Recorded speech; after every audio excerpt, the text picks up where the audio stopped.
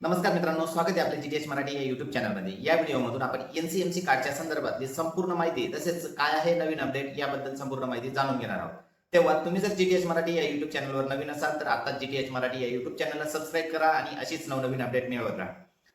आतापर्यंत तुमच्यापर्यंत माहिती पोहोचलीच असेल की 1 ऑगस्ट 2026 पासून जर आपल्याला सवलतीचा एसटी बस प्रवास करायचा असेल तर आपल्याकडे एनसीएमसी कार्ड असणं आवश्यक आहे. तरच आपण 1 ऑगस्ट 2026 पासून एसटी बसमध्ये सवलतीचा प्रवास हा करू शकतो.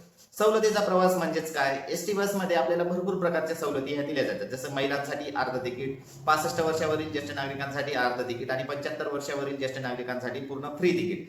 त्याच्यासोबत वेगवेगळे दुर्धर आजार असतील, त्यानंतर अपंग बांधव असतील, विद्यार्थी असतील, अशा वेगवेगळ्या प्रकारच्या ह्या सवलती दिल्या जातात. तर मला बऱ्याच दिव्यांग बांधवांचा फोन येतो किंवा त्यांच्याकडून विचारणा होते की सर आम्हाला पण ते कार्ड आवश्यक आहे का आणि त्यांची नोंदणी चालू आहे का? तर याबद्दल मी माहिती मिळवण्याचा प्रयत्न केला असता त्यावेळेस मला असं जाणवलं की दिव्यांग बांधवांसाठी सुद्धा हे कार्ड आवश्यकच आहे. पण सध्या तरी दिव्यांग बांधवांची नोंदणी ही चालू नाही. सध्या फक्त जे महिला भगिनी, ज्येष्ठ नागरिक तसेच सिनियर सिटीजन जे आहेत त्यांचीच नोंदणी चालू आहे. इतर ज्या सवलती आहेत म्हणजे विद्यार्थ्यांसाठी, त्यानंतर दिव्यांग बांधवांसाठी या सवलतींची जी नोंदणी आहे ती अद्याप चालू झालेली नाही. त्याच्याबद्दल काही नवीन अपडेट आल्यास नक्कीच आपल्या चॅनलच्या माध्यमातून सर्वप्रथम हे कळवण्यात येईल. तर बऱ्याच वेळा असंही विचारण्यात येतं की सर एनसीएमसी कार्डची ऑनलाईन नोंदणी करता येईल का? तर याबाबत अशी माहिती मिळालेली आहे की एनसीएमसी कार्डची नोंदणी ही प्रत्यक्षात आपण डेपो आपल्या जवळच्या एसटी डेपोमध्ये जाऊन त्याची नोंदणी करू शकतो किंवा जवळपास राज्यात 4000 पेक्षा अधिक एजंटची नियुक्ती करण्यात आलेली. त्या एजंट थ्रूच आपली एनसीएमसी कार्डसाठी नोंदणी ही करता येईल. आणि या नोंदणी करत असताना त्याचे शुल्क किती आहे हे सुद्धा विचारलं जातं. तर त्याला आपल्याला ₹199 आपण एनसीएमसी कार्डसाठी नोंदणी करू शकतो. त्यानंतर पुढचा प्रश्न आला, जर एनसीएमसी कार्ड जर आपल्या हातात मिळालंय तर मग त्याचा वापर करायचा कसा? किंवा ती या पद्धतीचं ते कार्ड असेल, हे कार्ड आल्यानंतर आपल्याला गहाळ व्हायला नको म्हणून त्याची आपण डुप्लिकेट कॉपी वगैरे बनवू शकतो का? तर मी तुम्हाला याबाबत सांगू इच्छितो की हे पूर्णपणे डिजिटल कार्ड आहे. याच्यात आपला पूर्ण डाटा डिजिटली सेव्ह करण्यात आलेला आहे. तसंच आपण या कार्डमध्ये रिचार्ज सुद्धा मारू शकतो. त्याच्यामुळे आपल्याला या कार्डची कलर कॉपी अन्यथा डुप्लिकेट कॉपी आपण वापरू शकत नाही. प्रत्यक्षात जे ओरिजिनल कार्ड आहे तेच प्रत्यक्ष प्रवासाच्या वेळेस आपल्याला हे वापरता येणार आहे. आणि हे जे कार्ड ज्या प्रवासी बांधवांच्या हातात आल्यानंतर आपल्याला या कार्डमध्ये रिचार्ज करावा लागणार आहे. तर रिचार्ज आपल्याला कसा करायचा आहे, कुठे करायचा आहे असाही प्रश्न तुमच्या मनात नक्कीच आला असेल. याबाबत मी अधिकृत माहिती मिळवलेली असून सध्या तरी आपल्याला फक्त ज्या अधिकृत एजंटकडून आपण हे कार्ड काढतोय त्या एजंटकडे आपल्याला रिचार्ज मारता येणार आहे. तसेच आपल्याला बस कंडक्टरकडून या कार्डमध्ये रिचार्ज मारता येईल. आणि त्याबाबत पुढे जाऊन अशी माहिती मिळालेली आहे की पुढे भविष्यात आपण स्वतः आपल्या मोबाईलवरून एक ॲप आपल्याला विकसित करण्यात येईल एनसीएमसी कार्डच्या संदर्भात. त्या कार्डमधून सुद्धा आपण हा रिचार्ज मारू शकतो. तसंच फोनपेद्वारे सुद्धा या कार्डमध्ये आपण रिचार्ज मारू शकतो. पण सध्या तरी फक्त एजंट आणि कंडक्टरकडूनच आपल्याला या कार्डमध्ये रिचार्ज हा मारता येणार आहे. तो रिचार्ज मारल्यानंतर त्यात प्रत्यक्षात बॅलन्स किती आहे किंवा किती पैसे आलेले हे जर बघायचे राहिले तर ते सुद्धा आपल्याला प्रत्यक्ष त्या एजंटकडूनच आपण ते चेक करून घेऊ शकतो किंवा बस कंडक्टरकडून आपल्याला ते चेक करता येणार आहे. आणि हे कार्ड वापरायचं कसं? तर ज्यावेळेस आपण प्रवासासाठी निघालो त्यावेळेस आपल्याला त्या कार्डमध्ये रिचार्ज असणं आवश्यक आहे. रिचार्ज जर असला तर आपल्याला फक्त बस कंडक्टरला आपल्या ज्या ठराविक स्टॉपला उतरायचंय त्या स्टॉपचं नाव सांगायचं आणि कार्ड हे त्यांच्या हातात द्यायचे. ज्यावेळेस कार्ड आपण त्यांच्या हातात दिलं तर कंडक्टरकडे उपलब्ध असलेल्या मशीनला हे कार्ड अटॅच केलं जाईल आणि त्याच्यातून आपल्याला इच्छित स्थळाचं हे तिकीट निघेल. ज्यावेळेस इच्छित स्थळाचं तिकीट निघेल त्यावेळेस आपल्या कार्डमधून म्हणजेच आपल्या वॉलेटमधून तेवढं प्रवास भाडं हे कट होईल आणि शिल्लक प्रवास भाडं किती आहे किंवा कार्डमध्ये अवेलेबल बॅलन्स किती आहे ते सुद्धा आपल्याला त्या तिकिटावर हे दिसणार आहे. या पद्धतीचा वापर आपल्याला हा करता येणार आहे.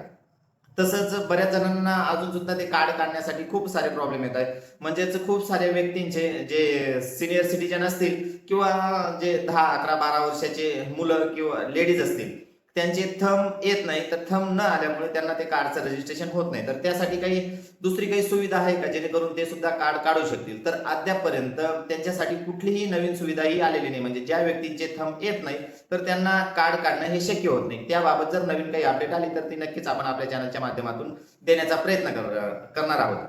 तर आपण पुढचा प्रश्न बघूया की रिचार्ज बघितला आपण रिचार्ज आपण एकतर कंडक्टरकडून किंवा एजंटकडून मारू शकतो. पण ज्या वेळेस आपण रिचार्ज मारलाय त्यावेळेस कमीत कमी रिचार्ज आपल्याला कितीचा मारावा लागेल? तर यात आपल्याला कमीत कमी ₹50 रिचार्ज आपल्याला त्या कार्डमध्ये मारावा लागणार आहे. आणि जास्तीत जास्त आपण एजंटकडे जर रिचार्ज मारण्याचा प्रयत्न केला तर 2,000 रुपयाचा रिचार्ज आपल्याला जास्तीत जास्त मारता येईल आणि कंडक्टरकडे तोच रिचार्ज आपण मारण्याचा प्रयत्न केला तर जास्तीत जास्त 3,000 रुपयाचा रिचार्ज आपल्याला त्या ठिकाणी मारता येणार आहे.